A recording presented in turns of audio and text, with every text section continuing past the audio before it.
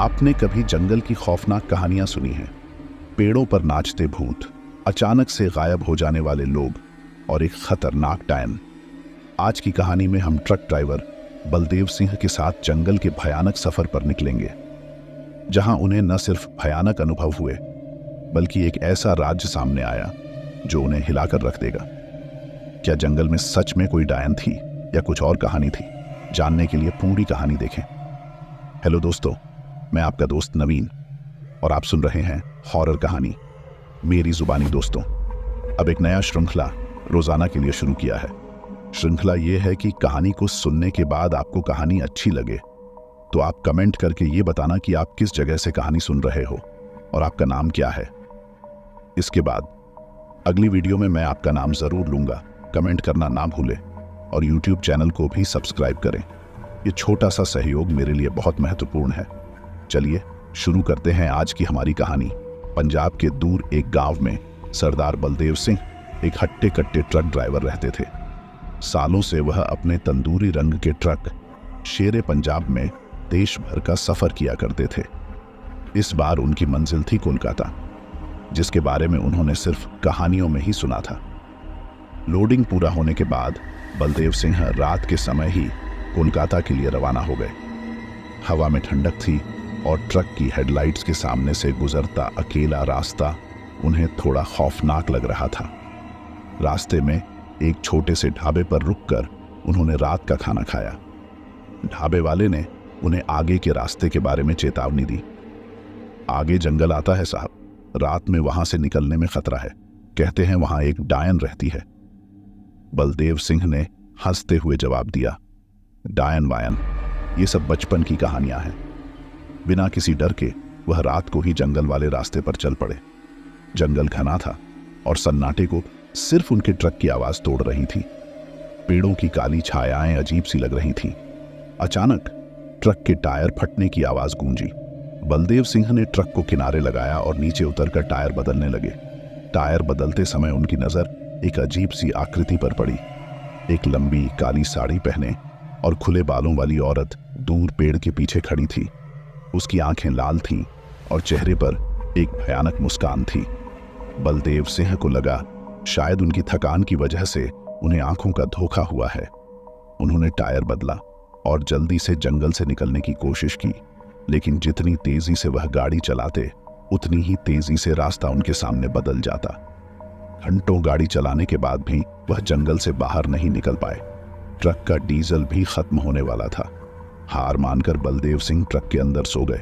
उनकी नींद अचानक टूट गई। सामने खड़ी डायन को देखकर उनकी नींद उड़ गई। डायन ट्रक के दरवाजे पर खड़ी थी और उसकी आवाज गीछी जैसी लग रही थी। तू मेरी सड़क पर आया है, अब तू यहीं रहेगा। यह कहते हुए डायन ने बलदेव सिंह पर जादू कर दिया। बलदेव सिंह कुछ नहीं कर सके। उनकी आंखें खुली रहीं लेकिन वह हिल भी नहीं पाए। डायन हंसती हुई जंगल में गायब हो गई। बलदेव सिंह पूरी रात डर के मारे कांपते रहे। सुबह होते ही जंगल में हरकत होने लगी। जंगली जानवर ट्रक के आसपास घूम रहे थे। बलदेव सिंह उन्हें देखकर और सहम गए। क्या वह इस जंगल से कभी निकल पाएंगे? उनकी कोलकाता की यात्रा एक भयानक सपने में बदल चुकी थी। पूरी रात डायन के जादू से जकड़े रहने के बाद सूरज की पहली किरण निकलते ही बलदेव सिंह को थोड़ी राहत मिली। जादू टूट चुका था, लेकिन डर का साया उनके ऊपर बना हुआ था। उन्होंने ट्रक के अंदर से बाहर झांका। जंगल सुबह की धूप में थोड़ा कम डरावना लग रहा था, लेकिन फिर उनकी नजर जंगल की गहराई में गई। वहां कई शेर और बाघ इधर उधर घूम रहे थे। ट्रक के टायर पंक्चर होने की वजह से उनके पास जंगल से भागने का कोई रास्ता नहीं था। बलदेव सिंह ने ट्रक के हॉर्न को जोर से बजाया, शायद कोई मदद मिल जाए, लेकिन जंगल में सिर्फ जंगली जानवरों की आवाजें ही गूंजती रहीं। कुछ देर बाद उन्होंने देखा कि एक विशाल बाघ ट्रक के करीब आ रहा है। बलदेव सिंह ने ट्रक के अंदर से दरवाजा बंद कर लिया और खिड़की से बाघ को देखते रहे। बाघ ट्रक को सूंघ रहा था और कभी कभी गुस्से से गुर्राता था। बलदेव सिंह को याद आया कि उनके ट्रक के टूल बॉक्स में एक लोहे का रॉड पड़ा था। वह रॉड उनकी आखिरी उम्मीद थी। उन्होंने सावधानी से खिड़की खोली और रॉड को बाहर निकाला। जैसे ही बाघ ट्रक पर झपटने आया, बलदेव सिंह ने जोर से रॉड से उसकी नाक पर मारा। बाघ गुस्से से चीखा और पीछे हट गया। इस घटना से बलदेव सिंह को थोड़ा आत्मविश्वास मिला। उन्होंने ट्रक के टूल बॉक्स से और चीजें निकाली, टॉर्च, रस्सी और कुछ टूल्स। शायद इन चीजों की मदद से वो टायर बदलने में कामयाब हो जाएं।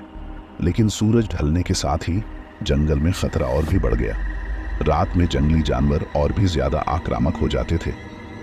बलदेव सिंह ने ट्रक की हेडलाइट्स जला दी, जिससे जंगली जानवर थोड़े दूर रहे।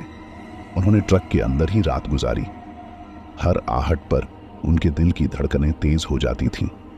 क्या उन्हें अगला दिन देखने को मिलेगा? क्या वह कभी जंगल से निकल पाएंगे? पूरी रात जंगली जानवरों के डर से जकड़े रहने के बाद सुबह की रोशनी ने बलदेव सिंह को थोड़ी राहत दी। उन्होंने रात को जंगल में किसी जानवर की चीख सुनी थी, जिसने उनकी नींद पूरी तरह हराम कर दी थी। ट्रक के आसपास जंगली जानवरों का कोई खतरा नहीं था, लेकिन टायर पंक्चर होने की वजह से उनकी स्थिति जस की तस थी। ट्रक से उतरकर बलदेव सिंह ने फिर से टायर बदलने का प्रयास करने का फैसला किया। कल रात के डर के बाद अब उनके अंदर थोड़ा साहस भी आ चुका था। टूल बॉक्स से टायर बदलने का सामान निकाल ही रहे थे कि उन्हें दूर से किसी की आवाज सुनाई दी। आप ठीक तो हैं सरदार? आवाज एक जवान लड़की की थी। बलदेव सिंह ने चौंक कर चारों तरफ देखा। जंगल की झाड़ियों के बीच से एक आदिवासी लड़की निकली। उसके कपड़े पुराने थे और हाथ में एक तीर कमान था। मैं ठीक नहीं हूं बेटी, मेरा ट्रक का टायर पंक्चर हो गया है और मैं जंगल में फंसा हुआ हूं। लड़की ने बलदेव सिंह की बात ध्यान से सुनी। आप चिंता न करें सरदार, मैं आदिवासी हूं, मुझे इस जंगल की अच्छी जानकारी है, मैं आपकी मदद करूंगी। बलदेव सिंह को उस लड़की पर थोड़ा संदेह हुआ, लेकिन उनके पास कोई और रास्ता भी नहीं था। लड़की ने उन्हें बताया कि जंगल में थोड़ी दूर पर एक छोटा सा गांव है, जहां से वह ट्रक का नया टायर ला सकती है। कुछ देर बाद लड़की वापस लौटी। उसके हाथ में एक नया ट्रक टायर था। गांव के लोगों ने उनकी मदद की थी।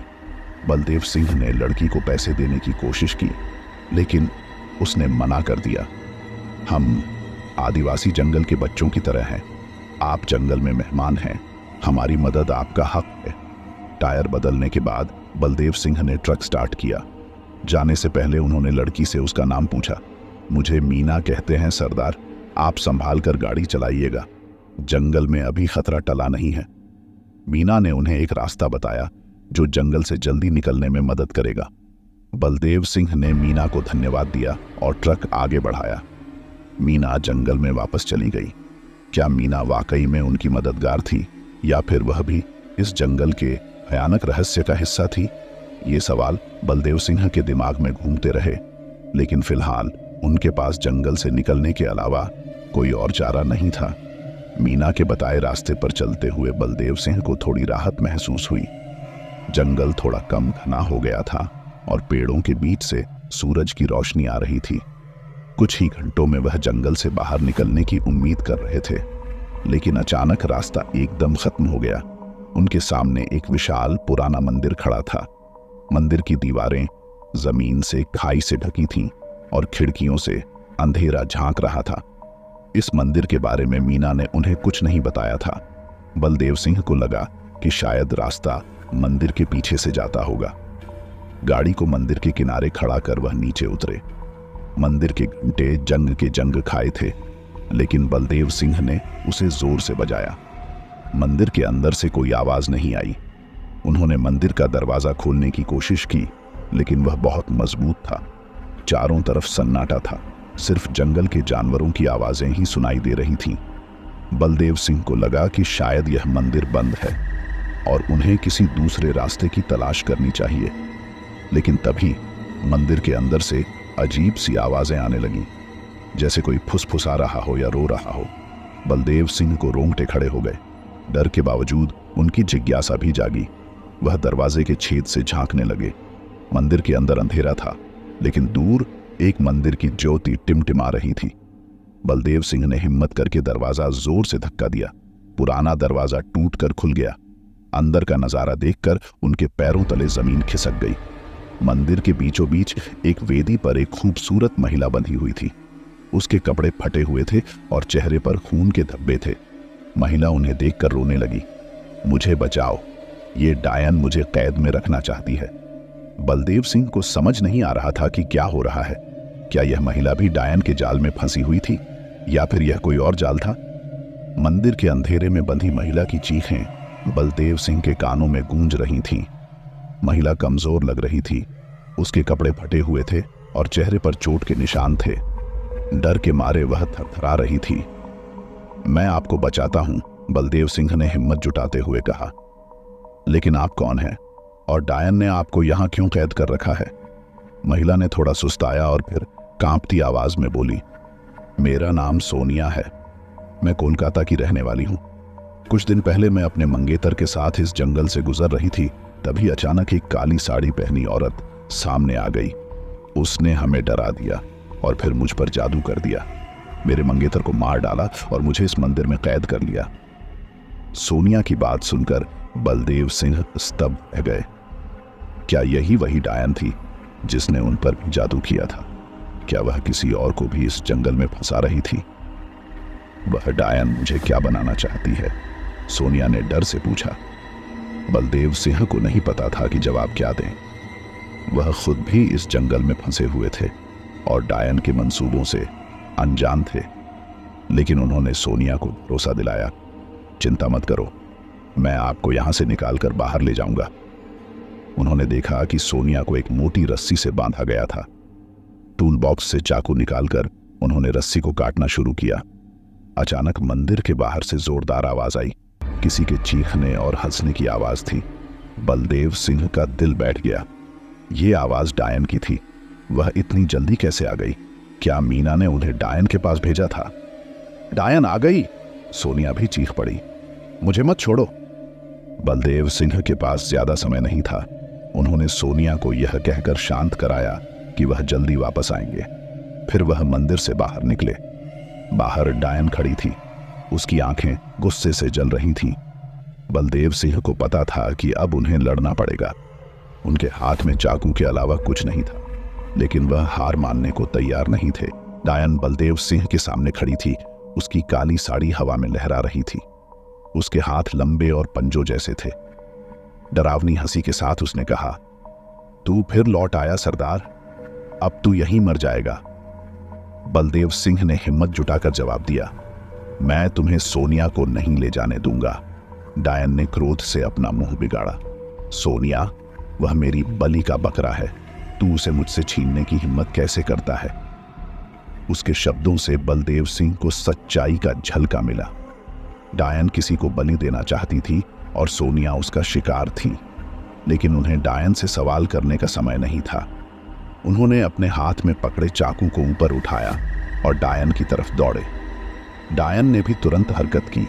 उसने अपने पंजों से बलदेव सिंह पर वार किया। बलदेव सिंह ने बमुश्किल से झुककर उसका वार टाला। चूकते ही डायन जोर से चीखी। बलदेव सिंह ने देखा कि उसके एक पंजे पर चाकू का हल्का सा घाव लग गया था। यह देखकर उन्हें थोड़ी उम्मीद जगी। लड़ाई जारी रही। डायन ताकतवर थी, लेकिन बलदेव सिंह अपनी चालाकी से उसके वारों को टाल रहे थे। मंदिर के आसपास जंगल की धरती खून से लाल हो चुकी थी। अचानक उन्हें याद आया कि मीना ने उन्हें जंगल में रहने का तरीका बताया था। उसने बताया था कि जंगल में कुछ खास तरह के पौधे पाए जाते हैं, जिनके फूल डायनों के लिए जहर की तरह काम करते हैं। बलदेव सिंह ने चारों तरफ देखा और उन्हें एक पौधा नजर आया जिसके पीले रंग के फूल निकले हुए थे। वह डायन से लड़ते हुए उस पौधे के पास पहुंचे। फूल तोड़कर उन्होंने उन्हें डायन की तरफ फेंका। फूल डायन की आंखों और मुंह में चले गए।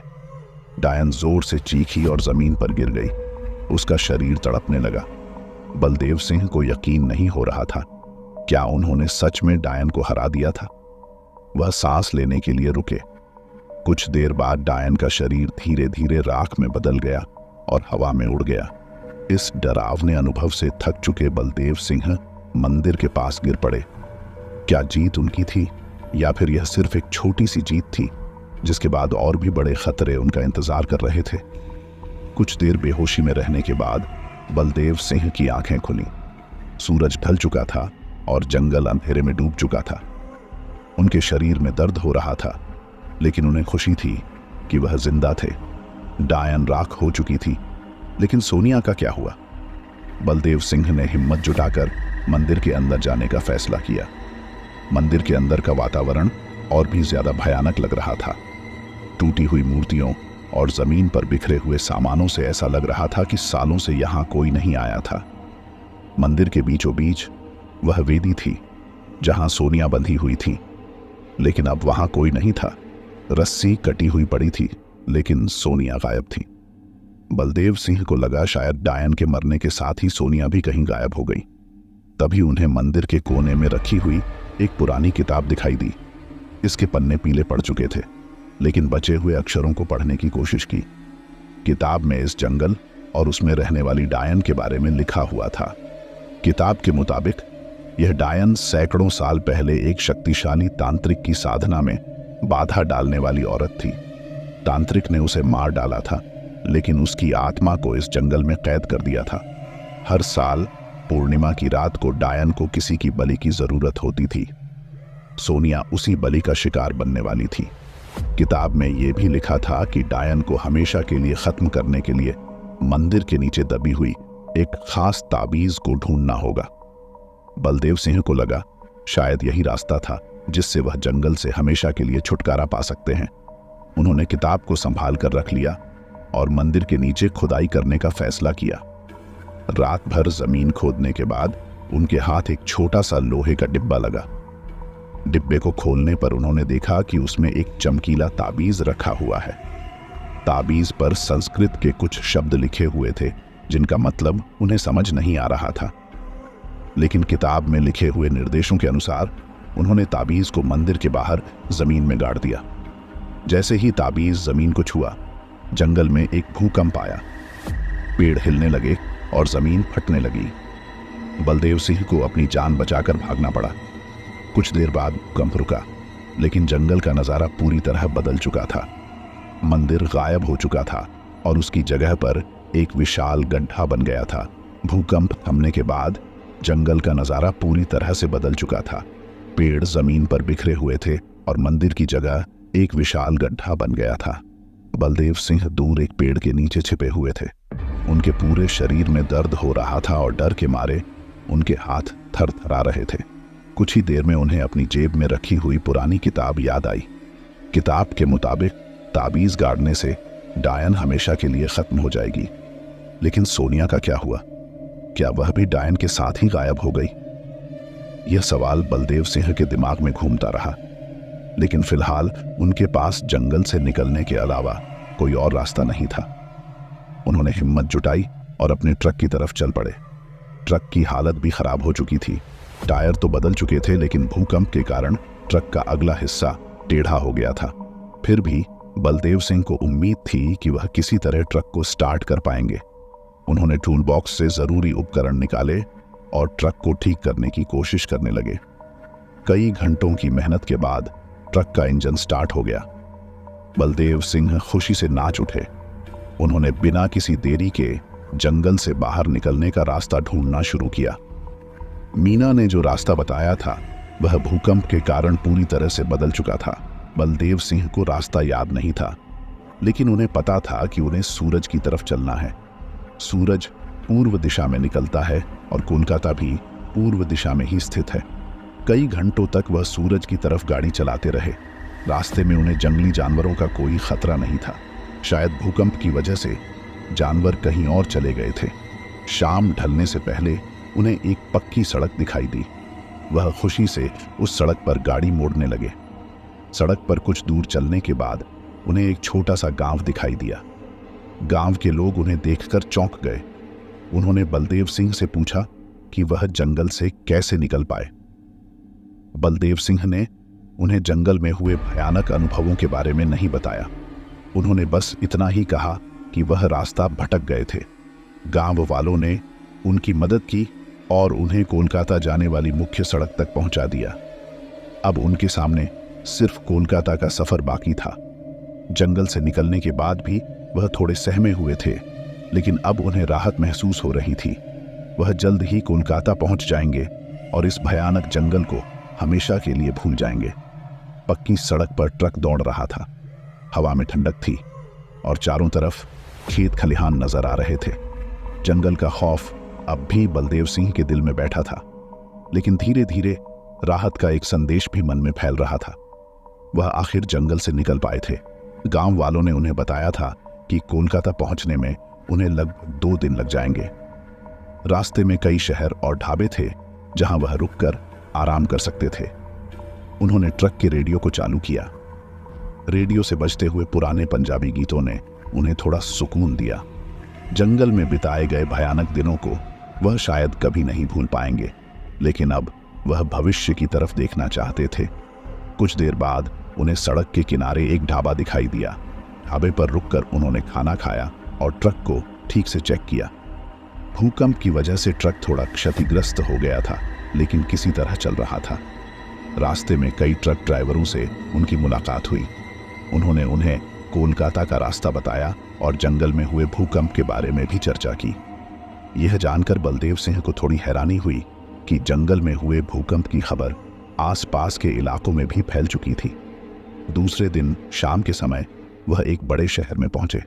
शहर की चमचमाती रोशनी और सड़कों पर चलने वाली गाड़ियों को देखकर उन्हें कोलकाता जैसे बड़े शहर की कल्पना आ गई। शहर के एक होटल में रात बिताने के बाद अगले दिन वह कोलकाता की ओर रवाना हो गए। रास्ते में रेडियो पर खबर आई कि जंगल में हुए भूकंप के बाद कई लोगों को बचाया गया है। ये खबर सुनकर बलदेव सिंह चौंक गए। क्या सोनिया भी उन बचाए गए लोगों में से एक थी? जंगल से निकलने से पहले उन्हें सोनिया का कोई पता नहीं चला था। कोलकाता पहुंचते ही सबसे पहले उन्होंने यह पता लगाने की कोशिश की कि जंगल से बचाए गए लोगों को कहां रखा गया है। उन्हें यह जानकर थोड़ी उम्मीद जगी कि शायद सोनिया भी उन लोगों में से एक हो। कोलकाता की उमस भरी गर्मी बलदेव सिंह को जंगल की नमी से बिल्कुल अलग लगी।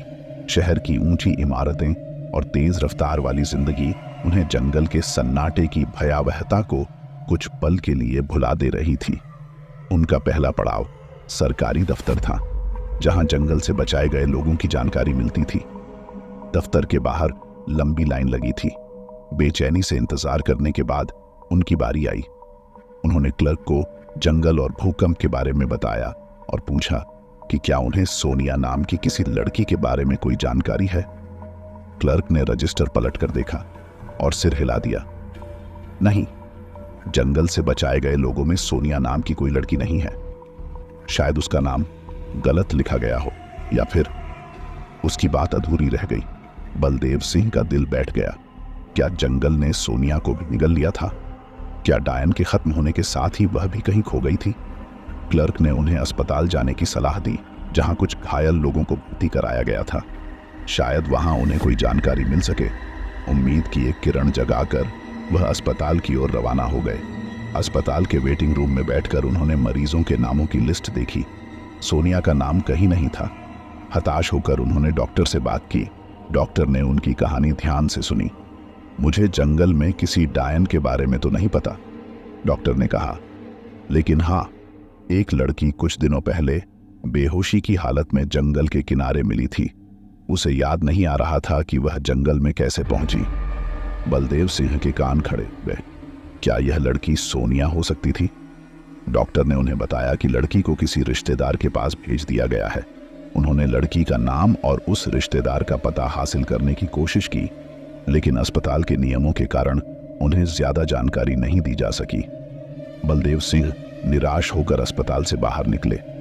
सोनिया के बारे में तो कोई सुराग नहीं मिला, लेकिन डायन के खत्म होने का उन्हें एक अजीब सा संतोष था। हालांकि जंगल के रहस्य और डायन की कहानी उनके दिमाग में कई सवाल छोड़ गई थी। क्या सच में जंगल में कोई डायन थी, या फिर यह सब बलदेव सिंह के भ्रम का हिस्सा था? मीना ने उनकी मदद की थी, या किसी और मकसद से उन्हें जंगल में फंसाया था? और सोनिया का क्या हुआ? ये सवाल शायद हमेशा के लिए उनके साथ रहेंगे, लेकिन एक बात तय थी, वह जंगल में वापस जाने का जोखिम कभी नहीं उठाएंगे। कोलकाता की चकाचौंध भरी जिंदगी बलदेव सिंह को बेचैन कर रही थी। शहर की हर आवाज उन्हें जंगल की खौफनाक खामोशी की याद दिला देती थी। जंगल से निकल हालांकि चुके थे, लेकिन उसके भयानक अनुभव उनके दिमाग में गहरे जख्म छोड़ गए थे। हर रात उन्हें डायन की खौफनाक हंसी और सोनिया की चीखें सपने में आती थी। डॉक्टर ने उन्हें भ्रम दूर करने के लिए थेरेपी लेने की सलाह दी थी, लेकिन बलदेव सिंह को यकीन था कि जंगल में जो कुछ हुआ था वह सच था। एक रात उन्हें एक ख्याल आया। जंगल से निकलते समय उन्होंने मीना के दिए हुए ताबीज को अपनी जेब में रख लिया था। शायद उस ताबीज में कोई रहस्य छिपा हो जो जंगल के रहस्य को सुलझाने में उनकी मदद कर सके। उन्होंने जेब से ताबीज निकाला। यह एक साधारण सा चमड़े का थैली था जिसके अंदर एक छोटा सा पत्थर बंधा हुआ था। पत्थर पर कुछ अजीब से निशान बने हुए थे। बलदेव सिंह को ये निशान उन निशानों से मिलते जुलते लगे थे जो उन्होंने मंदिर की किताब में देखे थे। उन्होंने एक पुराने पुस्तकालय का रुख किया। वहां के विद्वानों को ताबीज और निशान दिखाए। विद्वानों ने उन्हें बताया कि ये निशान किसी प्राचीन तांत्रिक भाषा के हैं। कुछ दिनों की मेहनत के बाद विद्वानों ने निशानों का अनुवाद कर लिया। अनुवाद के मुताबिक ताबीज किसी शक्तिशाली तांत्रिक का था और उसमें एक खास मंत्र छिपा हुआ था। इस मंत्र का इस्तेमाल कर जंगल में कैद आत्माओं को मुक्त कराया जा सकता था। यह जानकारी मिलने के बाद बलदेव सिंह को एक उलझन हुई। क्या सच में जंगल में कैद आत्माएं थीं, जिनमें से एक डायन भी थी, या फिर ये सब तांत्रिक मंत्रों की कहानियां थीं? लेकिन उनके मन में एक सवाल अभी भी उठ रहा था। सोनिया का क्या हुआ? क्या वह भी किसी तरह जंगल में फंसी हुई थी? तांत्रिक मंत्र और सोनिया के रहस्य को सुलझाने के लिए उनके मन में एक ख्याल आया। उन्हें वापस जंगल जाना होगा। बलदेव सिंह का फैसला चौंकाने वाला था। जंगल के भयानक अनुभवों के बाद वापस जाना किसी आत्मघाती कदम से कम नहीं था, लेकिन जंगल के रहस्यों को सुलझाने और सोनिया को ढूंढने की जिद उनके मन में अटूट थी। उन्होंने कोलकाता में कुछ दिन और रुकने का फैसला किया। विद्वानों से मिले अनुवाद का अध्ययन किया और तांत्रिक मंत्र को कंठस्थ करने की कोशिश की। शहर की चकाचौंध के बीच भी उनकी रातें जंगल की खौफनाक यादों से भरी रहीं। हर रात सपने में डायन की हंसी और सोनिया की चीखें गूंजती थीं। लेकिन इस बार उनके सपनों में कुछ नया था। एक सपने में उन्हें जंगल के बीचों बीच एक सफेद रोशनी दिखाई दी। रोशनी के पास एक महिला खड़ी थी जिसका चेहरा धुंधला था। महिला ने बलदेव सिंह को पुकारा और कहा, मैं सोनिया हूं, मुझे बचा लो। बलदेव सिंह चौंक कर उठ बैठे। क्या यह सच में सोनिया थी या फिर उनका मन उन्हें धोखा दे रहा था? यह सपना उनके जंगल वापस जाने के फैसले को और भी पक्का कर गया। उन्होंने ट्रक की मरम्मत करवाई और जरूरी सामान इकट्ठा किया। विद्वानों से मिले ताबीज को उन्होंने गले में पहन लिया। कोलकाता से जाते समय उनके मन में कई सवाल थे। क्या जंगल में वापसी उनके लिए जानलेवा साबित होगी? क्या वह सोनिया को ढूंढ पाएंगे? और सबसे अहम, क्या वह तांत्रिक मंत्र का इस्तेमाल कर पाएंगे? इन सवालों के जवाब उन्हें जंगल की गहराई में मिलने वाले थे। एक गहरी सांस लेकर बलदेव सिंह ने ट्रक को स्टार्ट किया और जंगल की ओर चल पड़े। रियर व्यू मिरर में कोलकाता की रोशनी धीरे धीरे कम होती जा रही थी। उनकी यात्रा अनिश्चितता और खतरे से भरी थी, लेकिन सच जानने और सोनिया को बचाने का जुनून उन्हें आगे बढ़ा रहा था। कई दिनों के सफर के बाद बलदेव सिंह जंगल की सीमा पर पहुंच गए थे। सूरज ढल चुका था और जंगल का वातावरण पहले से भी ज्यादा भयानक लग रहा था। पेड़ों की टहनियां हवा में नाच रही थीं और जंगली जानवरों की आवाजें दूर से सुनाई दे रही थीं।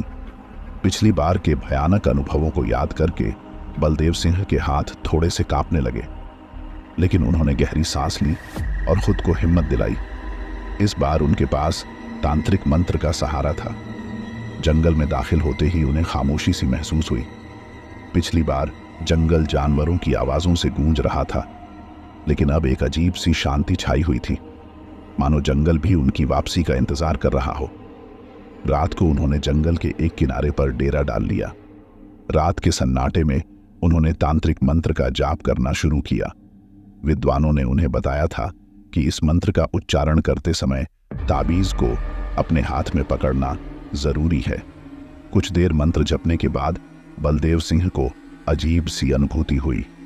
जंगल की हवा ठंडी हो गई और पेड़ों की टहनियां हिलने लगीं। उन्होंने दूर से रोशनी की एक झलक देखी। रोशनी की तरफ आकर्षित होकर बलदेव सिंह ने अपना डेरा समेटा और धीरे धीरे रोशनी की ओर चलना शुरू किया। रास्ते में उन्हें जंगली जानवरों का कोई खतरा नहीं था। जंगल जैसे उनकी राह बना रहा था। कुछ देर चलने के बाद वह एक खाली जगह पर पहुंच गए। वहां जमीन पर एक चमकीली सफेद रोशनी फैली हुई थी। रोशनी के बीचों बीच वही महिला खड़ी थी जिसे उन्होंने सपने में देखा था। सोनिया? बलदेव सिंह ने हिचकिचाते हुए पूछा। महिला ने धीरे धीरे मुड़कर देखा। उसकी आंखों में आंसू थे। हाँ बलदेव सिंह, तुम आखिरकार आ ही गए। ये सच में सोनिया थी, लेकिन वह जमीन से कुछ ऊपर तैर रही थी और उसके शरीर में हल्की सी रोशनी निकल रही थी। सोनिया को हवा में तैरता देख बलदेव सिंह की आंखें चौड़ी हो गईं। डर और खुशी का मिश्रण उनके मन में था। सोनिया, तुम कैसे? उनकी आवाज कांप रही थी। सोनिया धीरे से जमीन पर उतरी। बलदेव सिंह, तुमने जो तांत्रिक मंत्र जप किया उससे मेरी आत्मा को मुक्ति मिल गई। मैं डायन नहीं थी, बल्कि एक ऐसी लड़की थी जिसे डायन ने जंगल में फंसा लिया था। उसने आगे बताया कि कैसे डायन जंगल में रहने वाले एक शक्तिशाली तांत्रिक की आत्मा को कैद करना चाहती थी, लेकिन तांत्रिक की आत्मा बहुत शक्तिशाली थी, इसलिए डायन ने उसकी जगह सोनिया को फंसा लिया। सोनिया की मौत के बाद उसकी आत्मा जंगल में ही भटकने लगी। बलदेव सिंह को यह सुनकर हैरानी हुई। वह जंगल में डायन से तो लड़ा था, लेकिन उसे यह नहीं पता था कि डायन किसी और को फंसाने की कोशिश कर रही थी। लेकिन डायन कहाँ गई? उसने पूछा। जब जंगल में भूकंप आया तो डायन की तांत्रिक शक्तियां खत्म हो गईं। उसकी आत्मा भी अब जंगल में भटक रही होगी। सोनिया की आवाज उदास थी। कुछ देर की खामोशी के बाद बलदेव सिंह ने पूछा, अब तुम क्या करोगी? सोनिया ने मुस्कुराई। मैं अब शांत हो जाऊंगी, शायद स्वर्ग जाऊंगी या फिर कहीं और। लेकिन इससे पहले मैं तुम्हें धन्यवाद देना चाहती हूं। तुमने मेरी आत्मा को मुक्त कराया। उसने बलदेव सिंह को गले लगाया, जो एक हल्की ठंडी हवा की तरह महसूस हुआ। अलविदा बलदेव सिंह। सोनिया की आकृति धीरे धीरे सफेद रोशनी में खुलने लगी। कुछ ही देर में वह पूरी तरह से गायब हो गई। जंगल में फिर से सन्नाटा छा गया। सिवाय हवा के सरसराहट के किसी भी तरह की आवाज नहीं थी। बलदेव सिंह वहीं जमीन पर बैठ गए। सोनिया की बातों ने उनके दिमाग को झकझोर कर रख दिया था। जंगल के रहस्य धीरे धीरे खुल रहे थे, लेकिन उनके मन में अभी भी एक सवाल था। मीना का असली मकसद क्या था? क्या वह भी किसी तरह जंगल के रहस्यों से जुड़ी हुई थी? सोनिया के गायब होने के बाद जंगल एक अजीब सी शांति में डूब गया था। हवा में अब वह भयावह खामोशी नहीं थी, बल्कि एक तरह का सुकून महसूस हो रहा था। बलदेव सिंह जमीन पर बैठे हुए सोनिया की बातों पर विचार कर रहे थे। उन्हें अब समझ आ रहा था कि मीना के व्यवहार में कुछ गड़बड़ जरूर थी। जंगल के खतरों के बारे में ना बताना और उन्हें उस पुराने रास्ते से ले जाना जो बाद में भूकंप के कारण बंद हो चुका था। क्या मीना जानती थी कि जंगल में कोई डायन नहीं, बल्कि एक फंसी हुई आत्मा है? इस सवाल का जवाब ढूंढने के लिए बलदेव सिंह को मीना से मिलना जरूरी था, लेकिन वो कहाँ होगी? जंगल से निकलने के लिए उन्हें एक नया रास्ता ढूंढना पड़ा था, इसलिए मीना के गांव का रास्ता भी उन्हें याद नहीं था। तभी उन्हें अपनी जेब में रखा हुआ वह ताबीज याद आया। ताबीज गर्म हो रहा था, मानो उसे कुछ बताना चाहता हो। शायद जंगल से निकलने का रास्ता दिखाने में भी इस ताबीज की भूमिका हो सकती थी।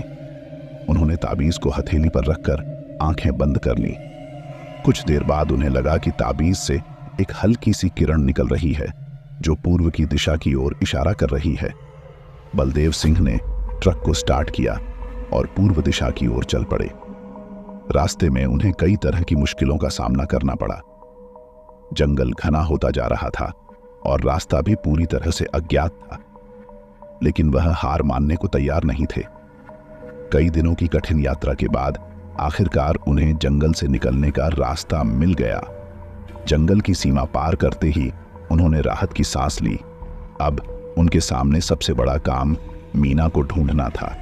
जंगल से बाहर निकलने के बाद उन्होंने सबसे पहले एक पुलिस स्टेशन में जाकर शिकायत दर्ज कराई। उन्होंने जंगल में हुए अपने अनुभवों के बारे में बताया और मीना के बारे में भी जानकारी दी। पुलिस वालों ने उनकी शिकायत दर्ज की और जांच करने का आश्वासन दिया। बलदेव सिंह को उम्मीद थी कि पुलिस मीना को ढूंढने में उनकी मदद कर पाएगी। कुछ दिन बाद पुलिस से उनके पास खबर आई। उन्होंने मीना को ढूंढ लिया था, लेकिन जब बलदेव सिंह उनसे मिले तो उन्हें एक झटका लगा। मीना जेल में बंद थी। पुलिस वालों ने बताया कि मीना पर जंगल के पास के एक गांव में चोरी करने का आरोप था। हालांकि बलदेव सिंह को यकीन नहीं हो रहा था, क्या मीना वाकई चोर थी या फिर उसके जंगल से जुड़े कुछ और मकसद थे। जेल में मीना से मुलाकात हुई। मीना ने बलदेव सिंह को देखकर हैरानी जताई। आप जंगल से जिंदा निकल आए? बलदेव सिंह ने उसे जंगल में हुए अपने अनुभवों के बारे में बताया और पूछा, मीना, तुम क्या जंगल के रहस्यों को जानती थी? मीना कुछ देर चुप रही, फिर धीमी आवाज में बोली, हाँ बलदेव सिंह, मैं जंगल के रहस्यों को जानती थी, लेकिन मैं तुम्हें बचाने की कोशिश कर रही थी।